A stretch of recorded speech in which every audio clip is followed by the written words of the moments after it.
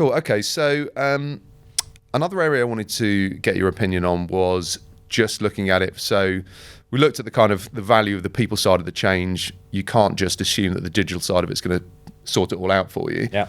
But on the technology side, when you look at adoption of technology, so when you've mapped out where the business is going, how procurement can most suitably support that, and what that means in terms of what the procurement function needs to look like, how they need to operate, that operating model.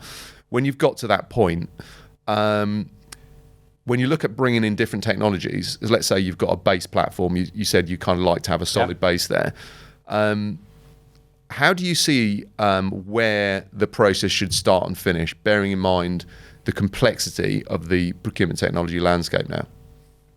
Well, I think with anything you would need to look end to end on the whole piece. So I guess I always look at it of what's that user journey and that experience, and even though that might not be one solution, it might be 6 different solutions. You need to see how that is all coming together, and how does that how do you start to manage that landscape from end to end?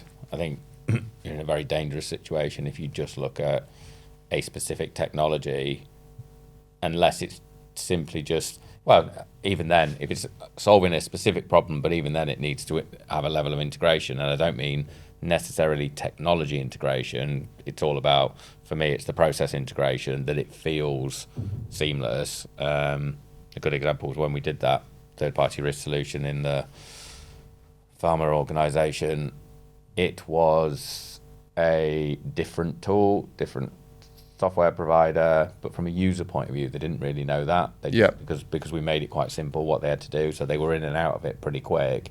And there was some bodies sat behind it who then made sure that data flowed from X to Y, and it wasn't necessarily the prettiest, because if we could have had the integration, but at the time there was funding constraints, there were infrastructure constraints with it, and so actually we had some bodies who were then making sure the whole thing kept moving effectively and the right data flows from A to B. But from a user point of view, it felt like a clean process. It felt that talked to that, and it all went through end to end. So again, I think people get probably hung up of what's the perfect technology integration, which is great, but there's a lot of complexity comes with that, and I think and so it's really about how do we make sure that we provide that end to end user journey as cleanly as possible.